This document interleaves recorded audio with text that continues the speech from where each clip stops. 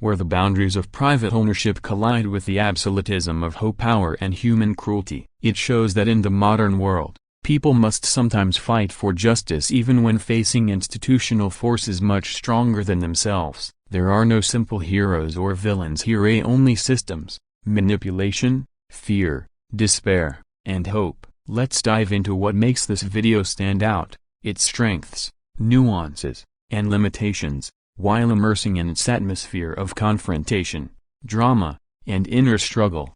The story begins innocently enough. The main character lives a quiet life at home, neighbors, and rules that at first seem fair and reasonable, but slowly, the thin line between order and oppression starts to blur. It begins with small notices and finds requirements to trim trees, repaint fences, and follow aesthetic guidelines meant to preserve community standards. Then comes the escalation. Karen, the HOA president, starts to use these rules as weapons, constant warnings, monetary penalties, and public humiliation. The tension grows until the homeowner feels trapped in his own neighborhood, under the gaze of someone who sees control as power. The turning point arrives with catastrophe. The fire at the burning of the house becomes the climax of all that built-up tension. The blaze consumes not only property but memory, safety, and peace. It's a deeply emotional moment, both shocking and heartbreaking. The viewer witnesses not just flames but the complete erasure of stability. The fire is more than destruction, that symbolizes control gone mad,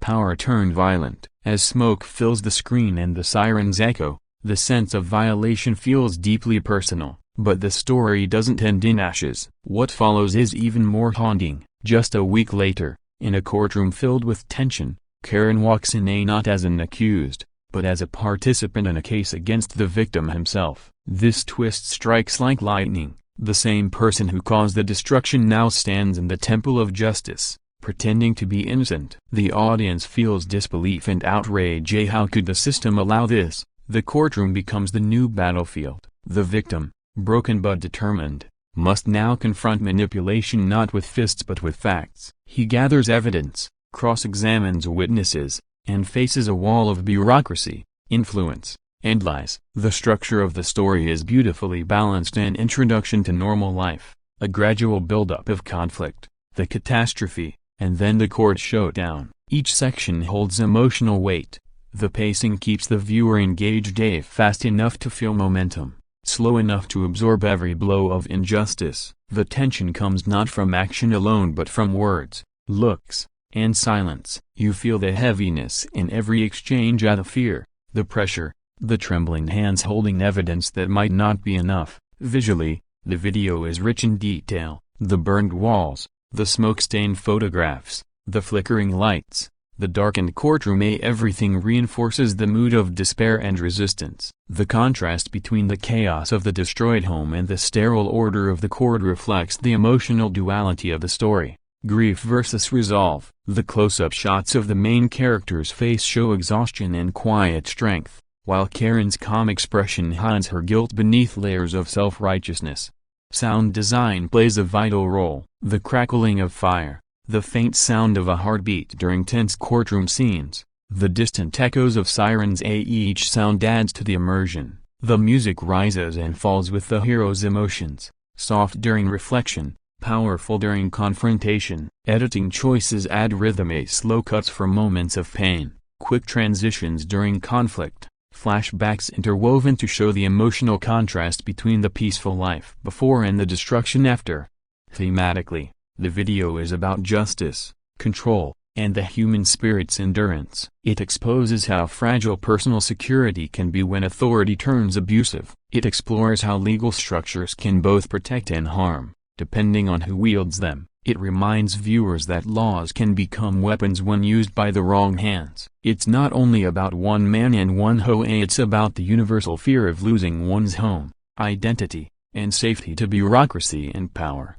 From a production standpoint, the video is impressive. The pacing is cinematic, the visuals are sharp, and the transitions are emotionally coherent. The lighting design uses contrast effectively, warm tones in flashbacks, cold tones in courtroom scenes, and dark shadows in moments of despair. The camera movements often mimic breathing, calm and steady during reflection, shaking during confrontation. The editing makes you feel like you are living inside the story, not just watching it. Its greatest strength lies in emotional engagement. The viewer doesn't simply observe events, they live them. The helplessness of the fire, the anxiety before the trial, the trembling in the hero's voice when facing his tormentor all create deep empathy. The narrative feels real, even if dramatized. The audience begins to reflect on their own experiences about neighbors, power, justice, and fear. However, the video isn't without weaknesses. In the pursuit of drama,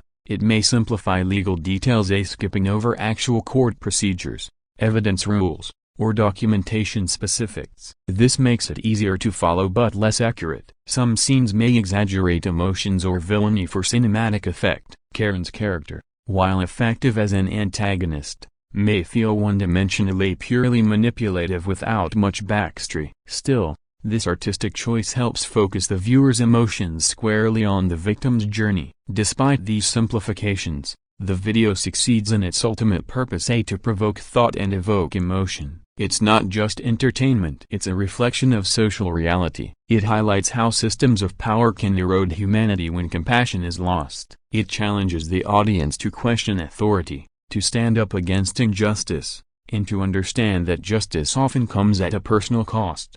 This video is more than a story about a burned house. It's about what happens after when the fire goes out and the real fight begins.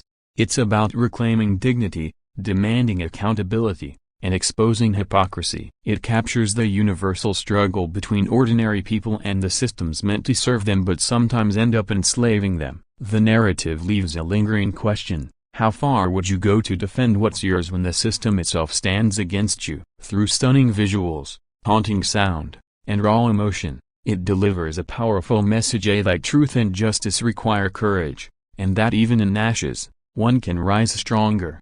In conclusion, the video stands out as a compelling mix of legal drama, psychological tension, and emotional storytelling. It engages viewers intellectually and emotionally, inviting them to experience both rage and hope. It reflects a part of modern reality where rules meant to protect can be twisted into tools of domination. It reminds us that sometimes, the fight for justice begins not in the streets, but in the courtroom, and that even when everything burns down, integrity can still rise from the ashes.